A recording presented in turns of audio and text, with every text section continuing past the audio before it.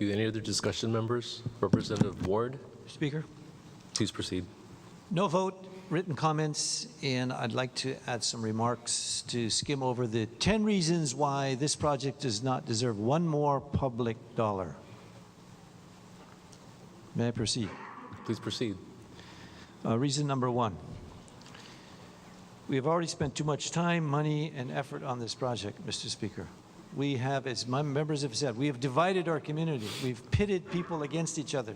City councils against legislature, counties against the state. It's not on time, it's not on budget. Our economy has structurally suffered from that. Homelessness has been generated. The giant sucking sound of the $2 billion that we've set aside is a macroeconomic concern that I have. But I said I was going to skim over the 10 reasons. Reason number two, the rail project has cost the mayor and the city and all of us in elected office our credibility. Mr. Speaker, when we leave today, do you think people are going to believe what we passed is the way it's going to turn out?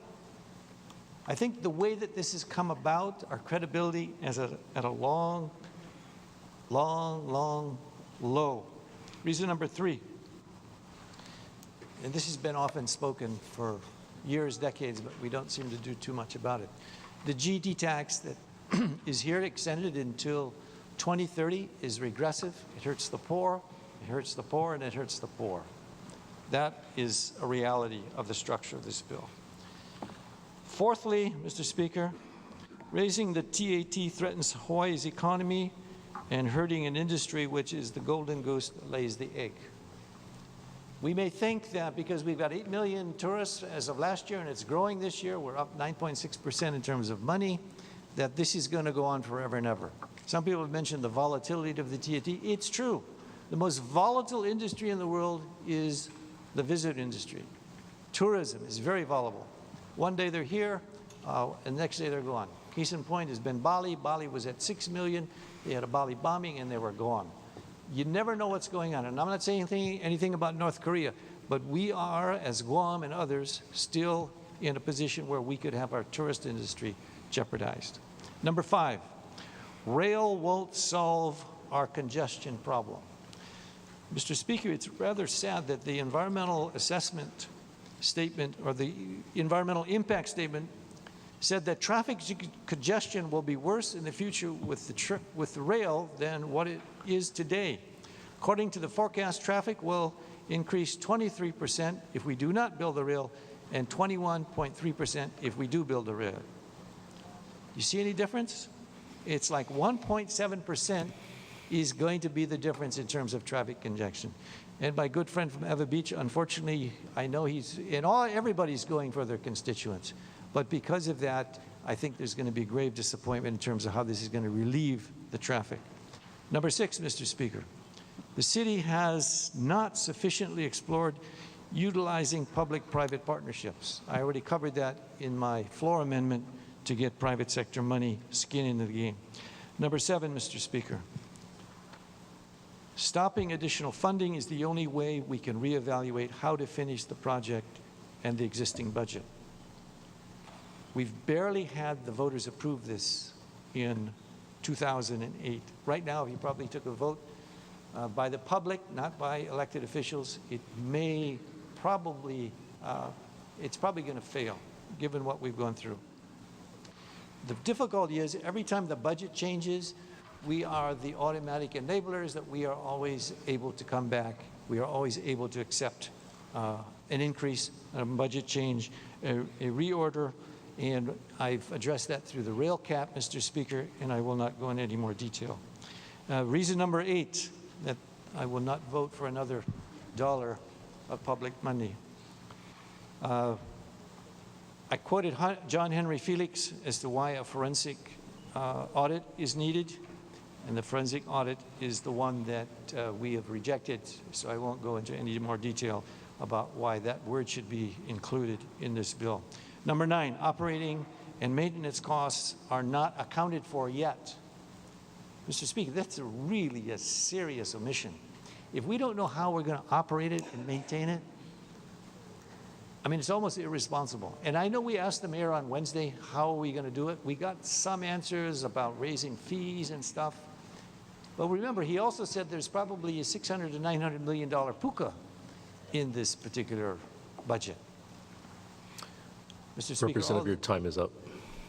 all these point to that my time is up. Mr. Speaker, even though he's attacking me, I'll yield my time. Thank you. Kudos Thank to you. the good member from Eva, who I said his constituents will be disappointed. But the point is, Mr. Speaker, when you got a 600 to a 900 million, even if you cut that in thirds, we got a budget deficit that everybody says, well, they've come for the last time. Well, we said that how many years ago? They came for the last time to ask for an increase. The sense is they're going to be coming back. And someone earlier said on the floor, this is going to be known as a state project, not the city and county project. And that's going to put the ball in our court.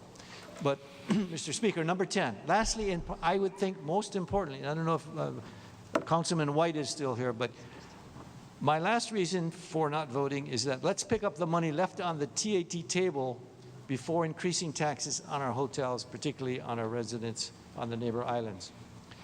County Council Chair Mike White, who served in this body, made us feel that we've forgotten something on the table, i.e. the TAT tax that is being kept by the Airbnbs, and now most specifically, the Expedia and the Travelocity.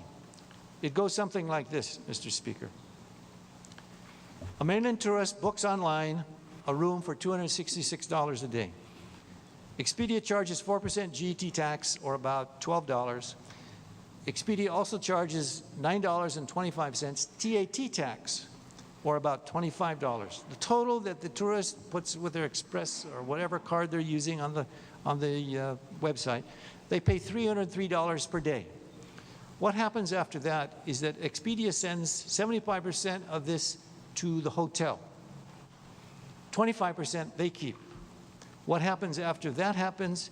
The hotel then sends its GET and its TAT of its 75% to DOTAX. But here's the hooker right now. This is the big issue, which I really hope the Finance Committee will pick up and run with later on in the session 2018. The hotel sends its GET and its tax, but Expedia sends its GET tax, but keeps, Mr. Speaker, it keeps its TAT tax, which it already charged to the customer. So I'm hoping, Mr. Speaker, that reason number 10, if we're going to go increase the TAT tax, but yet we're going to allow Expedia and Travelocity and those other big wholesalers, or whatever the name of these tourist companies are, to keep the TAT, I don't think we're doing our job. I don't think we're mining the store. And I know there's some legislation that Councilman White is working on. There's some hopeful discussions that we will have after this. But Mr. Speaker, if it's $60 to $80 million per year, this is a way of freeing up the burden on our taxpayers. In closing, Mr. Speaker, unfortunately, we have a number of things that are going to be unresolved by this bill, one of which is, and Mr. Speaker, I refer to 9/11 when I was in Washington, D.C. when it took place. It was encouraging that there was a Rudy Giuliani in terms of the recovery for what was going on. I don't see a point person to make sure that this rail is on time or to make sure this rail is on budget. Mr. Speaker, there's got to be some accountability, because right now all we've had is a bouncing ball of responsibility. And one of the reasons why we're here today is because we've never been able to pinpoint, except now for an audit that we're asking for, to be able to find out where we're going. For those reasons, Mr. Speaker, the 10 reasons, and the most important of which is the last one, I vote no on this measure. Thank you. Thank you, member.